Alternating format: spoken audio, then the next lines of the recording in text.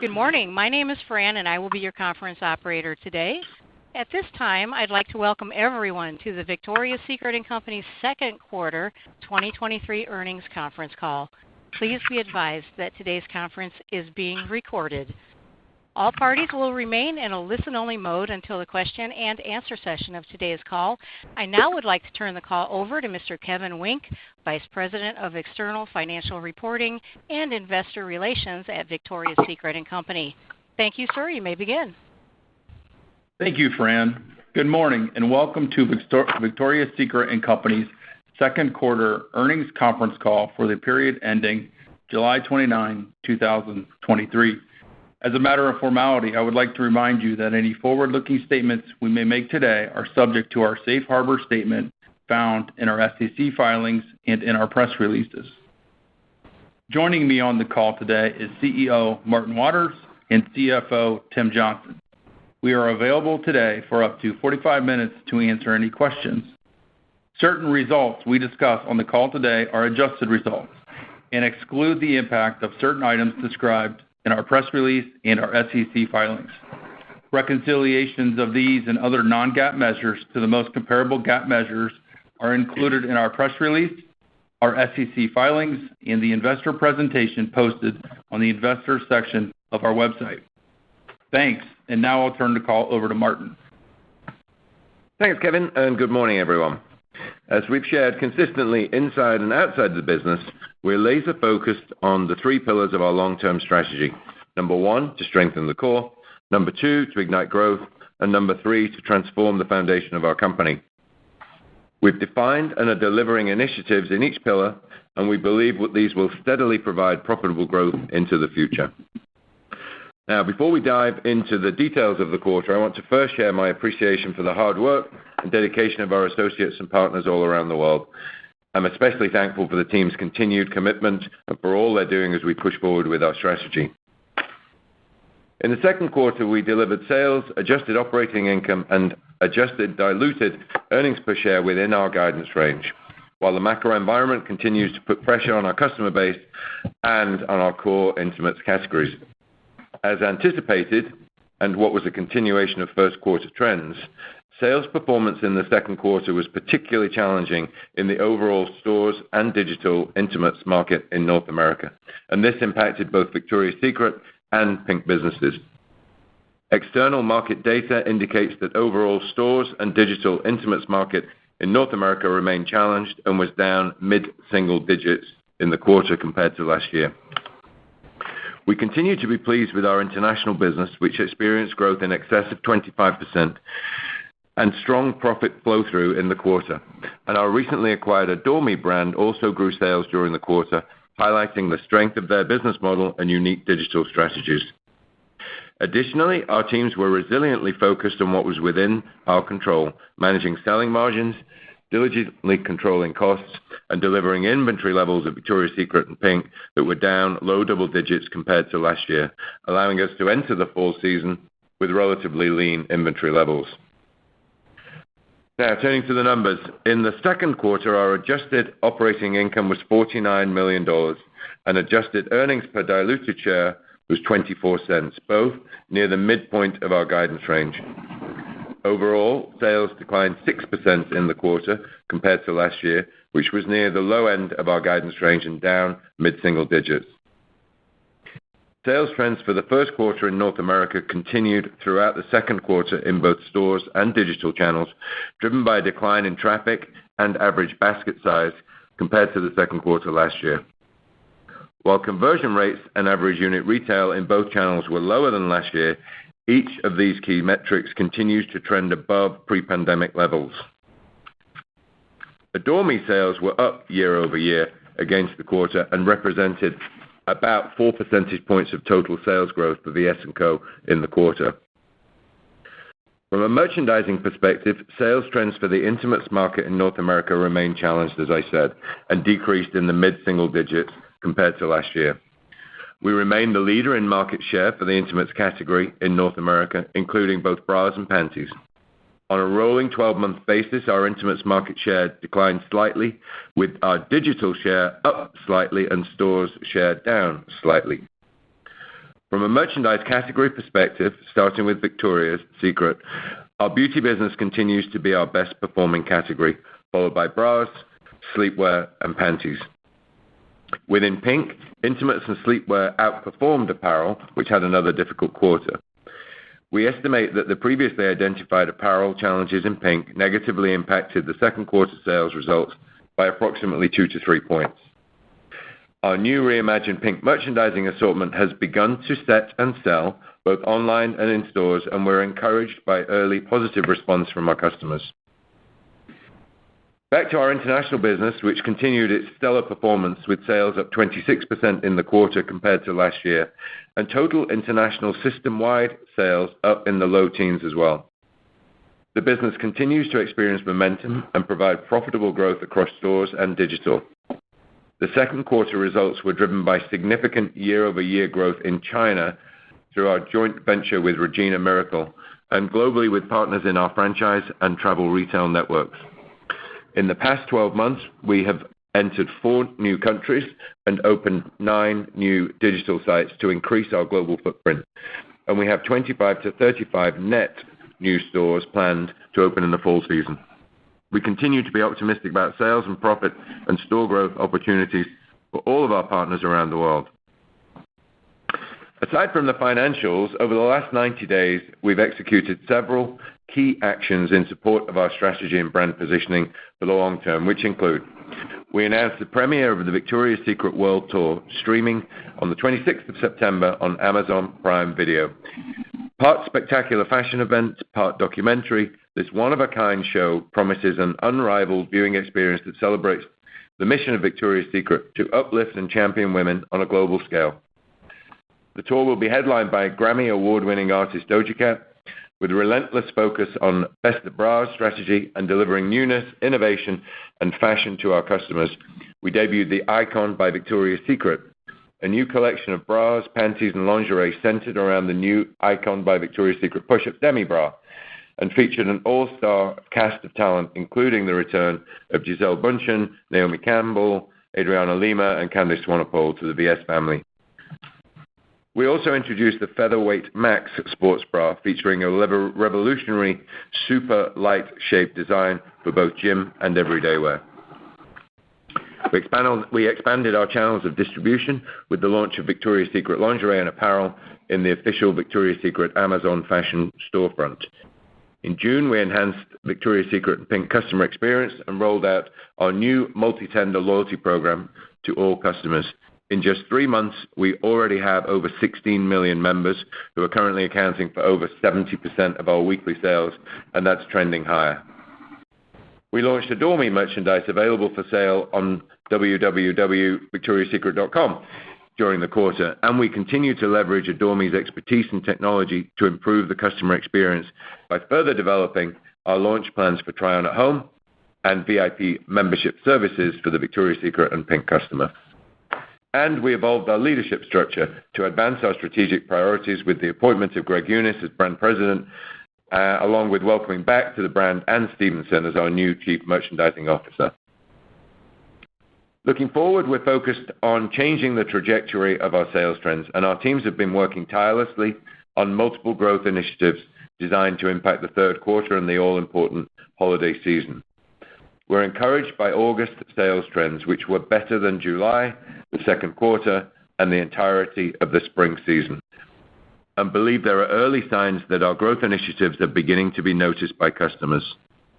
For the third quarter, we expect sales to decrease in the low to mid-single digit range compared to last year, and we are forecasting an adjusted operating loss in the range of $45 to $75 million. We expect inventory levels in our core Victoria's Secret and PINK business at the end of the third quarter to be down mid to high single digits compared to last year. Our guidance for the third quarter reflects an improvement in our sales trend in North America based on August results, as I just mentioned, the phased rollout of the new digital technology capabilities, Victoria's Secret World Tour, and our reimagined PINK merchandise, which, as I said, is beginning to deliver at the end of August. For the full year 2023, we're forecasting sales to decrease in the low single-digit range compared to last year, and we expect the adjusted operating income rate to be in the range of 5 to 6%, compared to current analyst consensus estimate, which reflects sales down approximately 2% compared to last year and an adjusted operating income rate of approximately 5.5%. We remain focused and continue to take important steps to evolve and innovate our business, focused on our three core pillars: strengthen the core, ignite growth, transform the foundation. We continue to believe executing against our strategies in each of the pillars will improve business trends beginning in the third quarter and accelerating into the holiday season. Strengthening the core, we have growth strategies and new customer experiences that we believe are opportunities, including new bra launches and innovation, reimagining merchandise positioning for PINK, our multi-tender loyalty program, new customer experience initiatives in digital, and further expansion of our successful Store of the Future format, as well as the Victoria's Secret World Tour, which will be our largest marketing investment in over 5 years. Ignite growth. Our international business has momentum with partner expansion plans for more than 100 new stores and several new markets planned throughout the next 2 years. We also plan to leverage Adore Me's technology on our scale platforms for the fall season, and we're continuing to expand our channels of distribution to meet the customer where she is. Transform the foundation. We continue to take steps to drive operating margin expansion by modernizing the operating model. These initiatives are well underway, and we remain committed to the total of $250 million opportunity identified at our October Investor Day. We've begun to realize those benefits related to initiatives in 2023, and more than two-thirds of the total savings are expected to be realized in 24 and 25. Of course, we recognize that neither our brand revolution nor our strategy will return their full potential overnight. We're on a journey. We also believe that there is a clear path to growth through the current turbulent environment and into the future. Our focus as leaders and as a company is on ensuring we continue to be a future-facing business that becomes more and more culturally relevant in this shifting consumer environment. We remain confident in our repositioning efforts and our strategic plans for growth.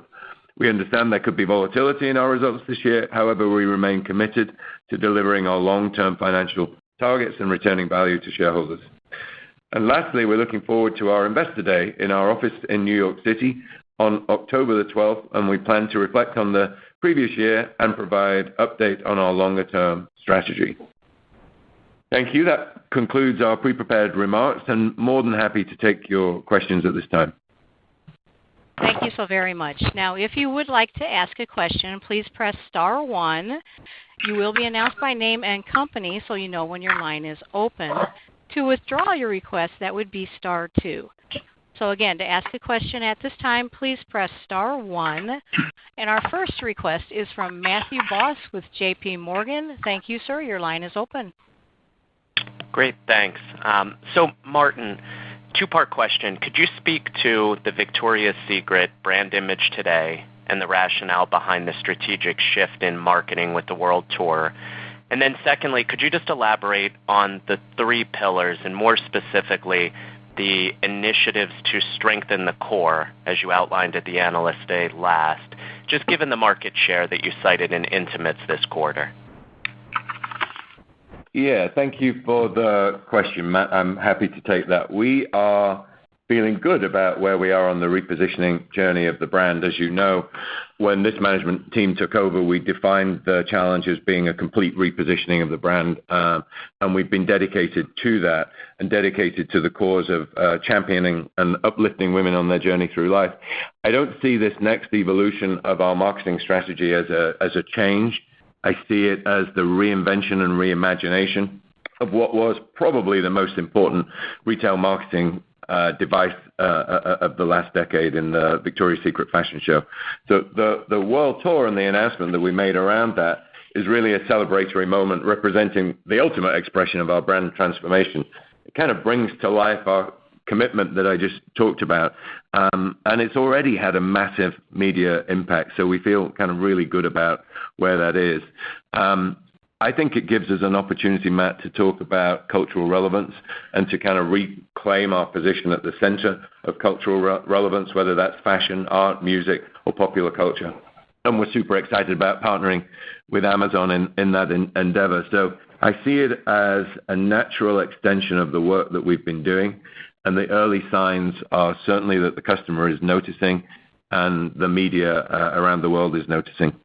In terms of the three pillars of our strategy, if I kind of take them in reverse order, in transforming the foundation of the company, I feel really, really good about where we are. The progress that TJ and Dean and the team have made on our cost base and on our supply base is really extraordinary, and we'll give further details of that at our October meeting. But suffice to say, I'm very, very pleased with the progress that we've made there. In the Ignite Growth column, the same is true. International sales up 26% in the quarter. Our partnership with Amazon going from strength to strength. The success that we're seeing in our curated marketplace with exceptional growth year over year. So feeling really good about all of those initiatives. As you rightly indicate, the area where we need to focus more is on the core of our company. We have seen some slight decline in our market share. The good news is that we've seen an increase in share in digital, and the work that Chris Rupp and her team are doing in digital seems to be paying off. We're definitely delivering a better customer experience there, and I think that's helping us. So when we get to the October meeting, we'll talk more about what we intend to do differently in the year ahead. But without giving the game away, I can tell you that it will be a relentless focus on the core of our company, which is innovation in bras and panties, and marketing in a way that's culturally relevant and getting stronger in some of the categories that we walked away from, particularly around sports bras and sport apparel. I hope that helps, Matt. That was a long answer to a short question. I hope that gave you some more color. It's great color. Best of luck. Thank you. Our next question is from Lorraine Hutchinson with Bank of America. Your line is open. Thank you. Good morning. Martin, can you talk about the factors that caused the accelerating August trend and if you expect them to hold or continue to improve as the year goes on? I sure can. Thanks, Lorraine, for the question. Yeah, August was definitely better than July, and it was better than Q2 and better than the entirety of the spring season. So we feel good about that.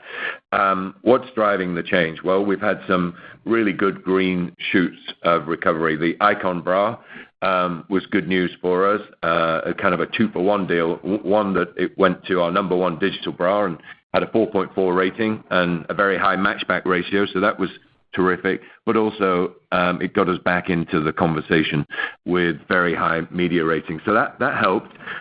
We also had strength in Featherweight Max sports bra, where we've chased into that, ordered another 160,000 units in the last couple of weeks. The pink early arrival of merchandise, the seamless Air sports bra was good, but also some of the new merchandise that's set at the very, very end of the month is starting to look good. Within beauty, we had some strong performance. EDPs were up 5%, driven by the Heavenly Restage and Bare Rose launch. So kind of all across the business, there were just some nice green shoots that are encouraging for us. And we've got a lot less carryover as we go into this season than we had in the previous year. So I don't know that the trends from August will definitely continue, but we're optimistic that they will. And thanks for asking, Lorraine. Thank you. Our next question is from Adrienne Yih with Barclays. Ma'am, your line's open. Great. Thank you very much. Martin, can you talk about the promotionality of the environment, what the expectations are for the fall season as you launch these new kind of full price initiatives? And then TJ, can you remind us, last year I know you did a ton of air to ocean. The modal mix was more weighted toward air. Can you remind us sort of what was the % on air relative to normal? And then in the guidance, what do you have in there in terms of basis points for recapture? Thank you very much.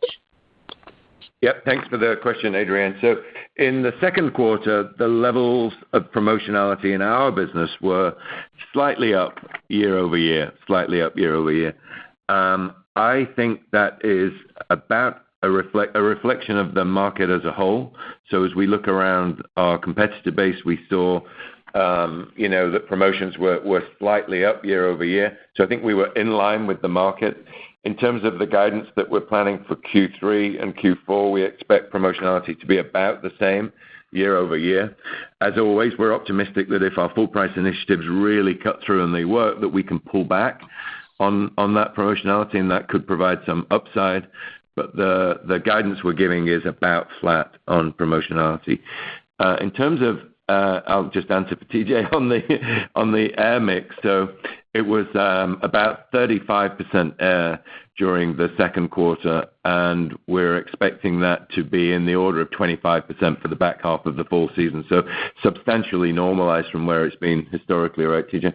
Absolutely. And in addition to that, Adrienne, as you might imagine, the both air and ocean rates have certainly moderated as the year's gone on, and we're hopeful during the holiday season we'll see continued moderation levels relative to last year. So it's a good environment for us right now, both from a rate perspective and a capacity perspective. Fantastic. Thank you very much. Best of luck. Our next question from Alex Straton with Morgan Stanley. Your line is open. Perfect. Hi, Martin. Thanks for taking the question. Maybe two from me. First, just on the second quarter, international was clearly a bright spot. So maybe how do you think about the divergence in sales performance there versus North America? Is there something different about your positioning there, or is it just a function of a small base internationally? And then secondly, just thinking through the guidance and then the look forward, it seems to include a bit of a step up in profitability in the fourth quarter, perhaps bigger than usual. So maybe what gives you conviction there? Thanks a lot. Yep. Thanks, Alex. Thanks for highlighting the international business. We are really pleased with the progress that we've been making in that business, really over the last 2 years. The quarter was strong for sure, but it's a consistent picture over the last 8 quarters of really solid progress. There are a couple of maybe 3 important changes that we made to the international strategy that are paying off. One is working with our partners to open smaller stores than we had previously imagined. Secondly, having a store of the future format that's more modern and more shoppable, more accessible at a significantly lower capital expense enables partners to open more stores and better stores. And thirdly, we've embraced the digital area of international with supporting our partners with digital sales and progressing with digital sales ourselves. So those 3 changes over the course of the last 2 years are really, really paying off in a very positive way for us. That's really what's driving the change. It's true to say that our store fleet in international is much younger than it is here. It's also true to say that we're executing extremely well. But the fundamental strategy and positioning is the same as it is here in North America. I'm optimistic that the great results we're seeing in international will be encouraging for our domestic business. The other thing I should mention on international is China, where we had a very difficult business going back pre-pandemic. Our partnership with Regina Miracle has been a real win for us. Regina is a fantastic partner. And for the second consecutive quarter, we're actually making money in China. And China's a difficult environment right now. So for our business to be strong, and when I say strong, we doubled our digital sales in China in the quarter. We're really seeing some terrific momentum. So all in all, pleased with how things are going. As it relates to the fourth quarter in the domestic business, all the stuff we've been talking about earlier in the year sort of really matures during the fall season. So it's our reason to be confident and cheerful, as it were, relate to the fact that we've been working hard, tirelessly all year on a whole series of initiatives. And, I've listed some of them already, the launch of new bra collections, the World Tour coming in. There is fashion merchandise associated with the World Tour that will impact the fall season. There's the loyalty program, which, starts to give us confidence for the back half. So all across the business, the things that we've been working on will be delivering in the back half. And so we're just optimistic that we'll get our fair share of the upside. TJ, anything to add to that? No, I think you hit on there's major marketing initiatives, Alex, as Martin mentioned, major customer initiatives, major brand initiatives, and good early receptivity to some of the fall merchandise, particularly on the VS side, and a growing assortment of new PINK merchandise that we're excited about. So all of those factors contribute to what we think will be an improving sales trend as we move through month to month through the fall season. I think additionally, just understanding that two of our largest marketing investments in our short period as a public company are all coming together here in the third quarter. That does put some expense pressure on the third quarter, but as we look to fourth quarter and the halo of those marketing events and a more normal expense structure, growing sales really shows the margin opportunity early in the holiday season going into next year. So we feel good about the way that the back half of the year is laid out from an initiative perspective, a cost structure perspective, and our ability to chase winners and cut losers in the inventory assortment. Thanks a lot. Good luck. Our next question is from Ike Boruchow with Wells Fargo, and your line is open. Hey, good morning, everyone. Two questions for me. Was going to ask about gross margin.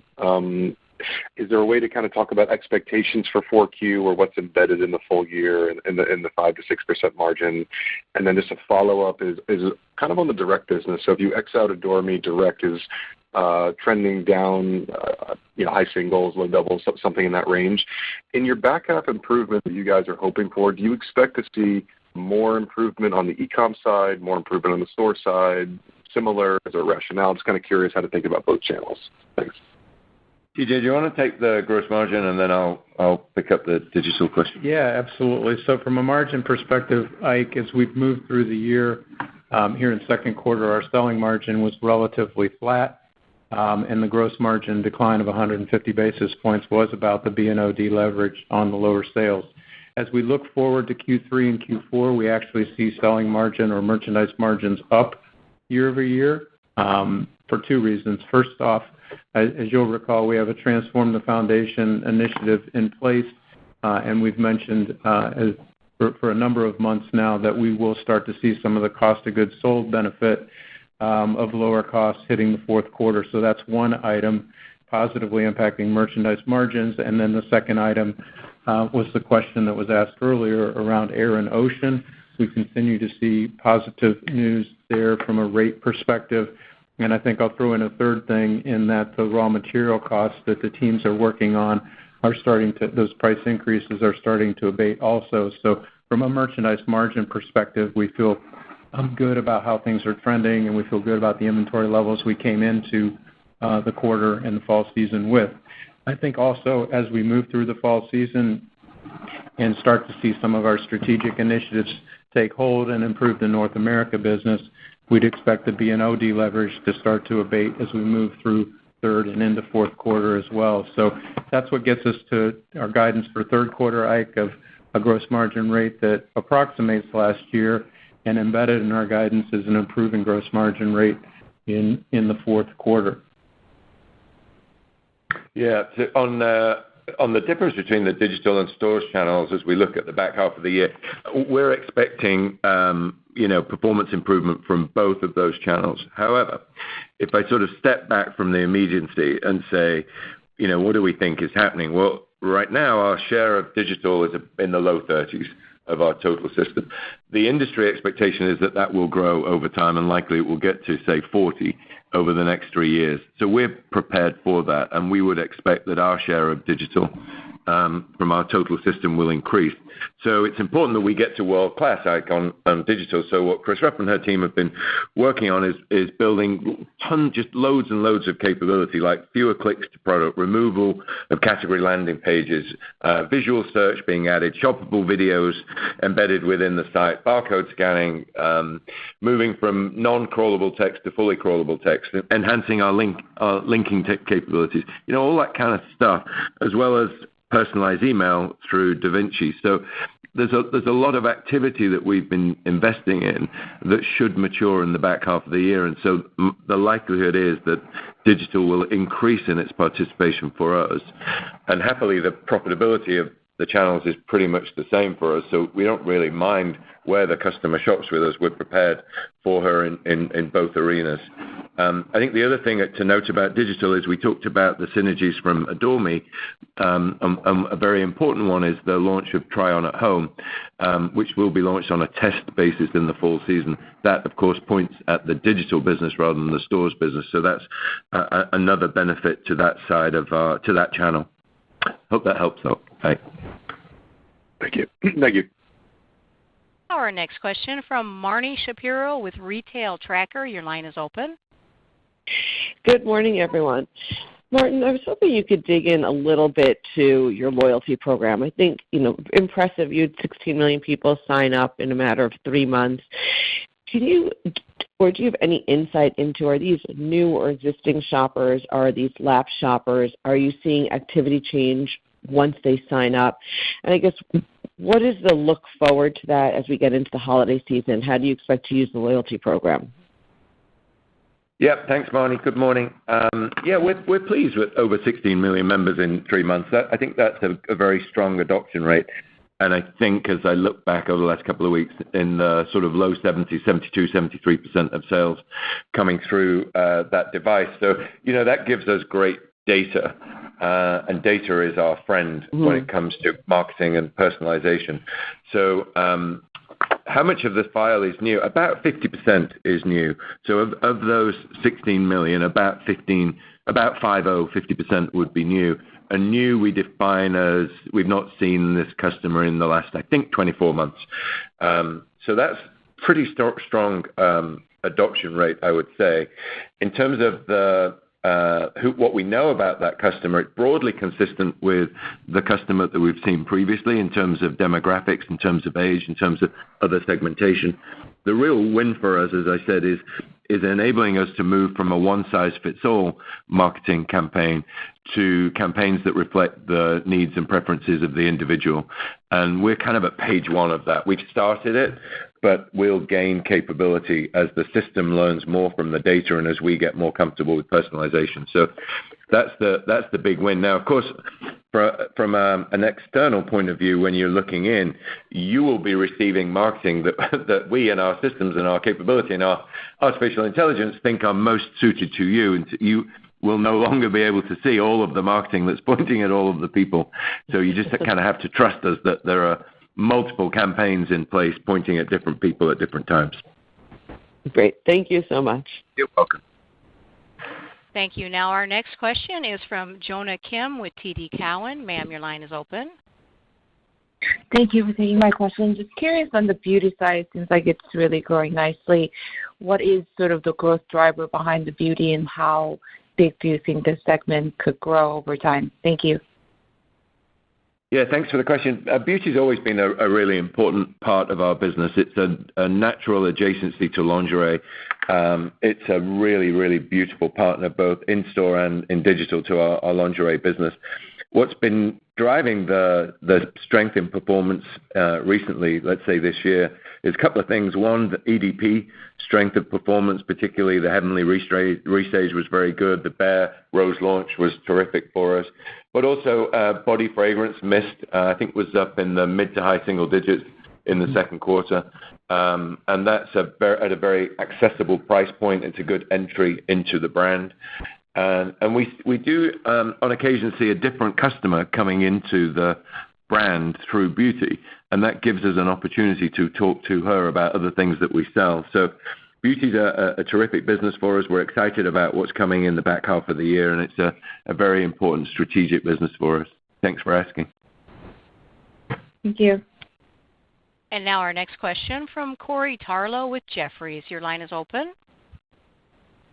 Great, thanks. I was wondering if you could talk a little bit about some of the newer initiatives at PINK, how that business is trending, and then maybe just an update on how PINK is doing into back to school. Thanks. Yeah, thanks for asking. PINK is, if I say early days, I literally mean early days. We launched the first of the new PINK merchandise on August the 29th. So, we're kind of 2 days in. So it is very, very early days. I do know, though, from some tests of early merchandise that we put out to a certain number of stores and some customers online, that the response has been favorable. We're seeing good pickup on our new merchandise. What I will tell you is, though, we've not built a big impact from the turnaround of PINK into half 2. Our goal is to watch and learn and chase like crazy into the winners. We've already started to see some chase opportunities, particularly in the seamless air bra. We expect that there will be others that will emerge in the coming days, and we'll chase hard into them. For us, it's about redefining the PINK brand to be more declarative with the brand narrative and appeal to Gen Z specifically, and that won't happen overnight. So early signs, very, very early signs are positive. We have not baked in a big U-turn for the back half. We'll keep you posted as we go. I think by the time we get to our investor meeting, October 12th, we'll have some reasonable indications, and we'll certainly show you and anybody else that comes to that meeting or watches that meeting the merchandise that's trending. Yeah, I think on the second part of the question, Corey, around back to school, given the transition we're in PINK, it's more difficult to kind of isolate into PINK only back to school. So I'll pivot back to Martin's earlier commentary around the month of August, and that's really about merchandise green shoots, particularly on the VS side, strong beauty, significant marketing launch with Icon, significantly more marketing dollars, visual, online, all in relative to the launch last year of So Obsessed. And then also you're seeing good early signs of us utilizing the strength of our new loyalty program with the successful Beat the Clock event in August. So if August is a proxy for back to school, it was our best month of the year, really driven by some of the merchandising green shoots and marketing efforts on the part of the team. Yeah, one other thing on PINK that I forgot to mention, which we're really pleased about, is the collaboration with Chloe and Halle, which has had fabulous media pickup, particularly in social media. The product looks amazing, and early indications on that are that it's going to sell out and sell out quickly. So that's a good indication of a green shoot on PINK that I should have mentioned earlier. What next? Great, thank you. Welcome. Now our next question from Carla Casella with J.P. Morgan. Your line is open. Hi. My question is around the heavy marketing spend you talked about for third quarter and the tour. Is that completely additive, or some of that pull forward from the spend you would normally spend in 4Q? Yeah, a good question. Thanks, Carla. I think we took the approach of really leaning into the investment here from a marketing perspective. With two of our largest marketing spends since we've become a public company, with the World Tour and the launch of the Icon Bra, all happening in the same quarter and our lowest volume quarter of the year. So we really are taking the longer term view here and expect that the halo of both Icon and World Tour will carry on with customers through the holiday season, and will also present for us a lot of marketing collateral to utilize in our stores and on our digital sites for a number of weeks to come. So while the expense, Carla, hits largely in the third quarter, we do see benefits of the marketing spend for stores and digital all the way through the fourth quarter season. But to answer your question specifically, we did not go out to fourth quarter and make significant reductions to fund the third quarter. This is really additive to the fall season and was in our original plans and guidance for the year. So we are helping you calendarize the season better, but the marketing spend here in third quarter is not a surprise to us. It's been planned all year. The teams have been working on it for months and months, and we're excited about the reception that we're seeing from customers and the media. Fran, I think we have time for one more question. Thank you so much. So our last question of the day is from William Reuter with Bank of America. Sir, your line is now open. Hi. I have two questions. The first is, with the loss in market share, do you think this is to lower priced options as consumers are just having constrained budgets, or do you think that there have been competition that's been introduced near your price points? And then secondarily, any comments from a dollar or margin basis point standpoint in terms of what the tailwind of lower freight is in the second half of the year? Thank you. Yep, I'll take the first part, and then we'll go to TJ on the second part. So just to be clear on the market share, it's a small change in market share position, and that reflects a few moving parts that I'll just unpack for everybody. One is digital share is up. So if you think about new competitors that have come into the market in recent years, they tend to be digitally native players. We're doing okay in digital. Our share is up, down slightly in stores, up slightly in constructed bras, non-sports bras, down more meaningfully in panties, which is a harder category to defend, a lower price point category, a category with lower barriers to entry. Specifically, where are we? Who's gaining share? Walmart, Amazon, and off-price are the places that are picking up the share. Is that a surprise in this difficult economic environment? Probably not. That isn't an excuse. We need to find ways to extract more cash from our consumers. We need to develop better merchandise that's more innovative and commands higher price points so that she is prepared to invest in this category rather than just default to generics and low-price generics. So it's on us to be able to respond to it, but the specific answer to your question is that it is lower price and off-price that's picking up our share. TJ. And I think, William, to the second part of your question around supply chain, in big round numbers, in both the third and the fourth quarter, we're probably seeing a tailwind in our forecasting of about $15 to $20 million. But I think more importantly than the tailwind, accentuating the good work that teams are doing around the cost of goods sold initiatives as part of the Transform the Foundation will be equally important, if not more important, in the fourth quarter in particular. So, yes, there are some favorable trends in the marketplace we're benefiting from, like many others, but there's also a number of good initiatives underway on cost of goods starting in the fourth quarter that will have a benefit going on into 2024. That's work our teams are doing specifically on our product and in our business. Okay, thank you, everyone. That concludes our call this morning. We appreciate your continuing interest in Victoria's Secret & Company. Thank you. Thanks, everybody. As we are concluded, please go ahead and disconnect and have a wonderful day. Thank you.